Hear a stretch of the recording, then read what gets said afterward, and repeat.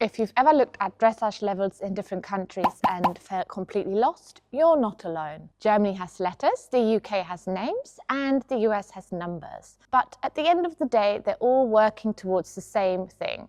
In this video, I'm going to break down the levels and requirements for each country and give you an overview of what is expected. Let's start with Germany under the FN. The system is structured from E to S, with each level building on the previous. E level is for beginners, walk, trot, canter, and simple figures like circles and serpentines. Then at A level, you add in rein-back, lengthened strides, and walk canter transitions, starting to show more control and balance. L level brings in collected trot and canter, shoulder in and counter canter. At this point, the expectation for straightness and self-carriage increases. Also, you start riding in a double bridle. At M level is where the big movements start appearing: half pass, extended paces, flying changes, and half pirouettes. And then at S level is where things get serious. This is where you see piaffe, passage, canter pirouettes, and sequences of flying changes. Within the S level, there are more subcategories going from St. George up to Grand Prix, where everything comes together at the highest level. Now let's look at the UK system under British Dressage. The first level is Intro, which is literally just walk and trot tests, perfect for young horses and new riders. Prelim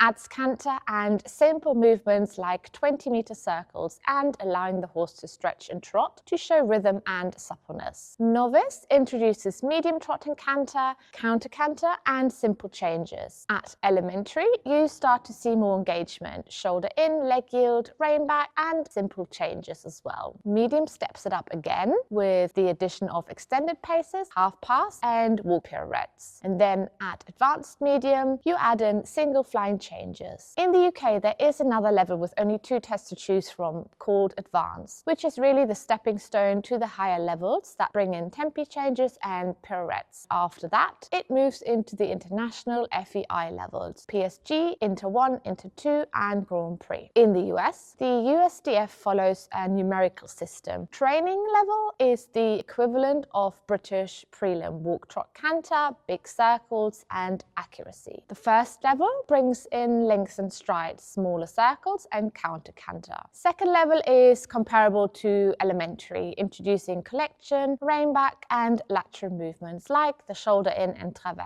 The third level steps it up with flying changes, extended work, and half pirouettes. Fourth level demands full pirouettes and tempi changes before then moving into the same FEI levels as the UK, so PSG to Grand Prix. A key difference between these systems is how riders move in between the levels. In Germany, for example, you need to earn qualifying scores in competitions before you can move up. Alternatively, from E to L level, you can take a course, meaning riders are tested on their ability to perform a certain standard before progressing. In the UK and the US, while there are guidelines on when you should move up, it's ultimately up to the rider and their trainer to decide. This means that some riders might jump the levels more quickly, while others take their time to perfect movements at each level. Even though the names and numbers of the levels differ, the progression is quite similar, whether you're riding in Germany, the UK, or the US. The goal should really be the same, and this is to develop the happy horse that can live a long and healthy life without injuries, no matter what system they're trained in. If you are interested in where to start with dressage to music in the UK, then have a look at this video. Enjoy the video and see you soon.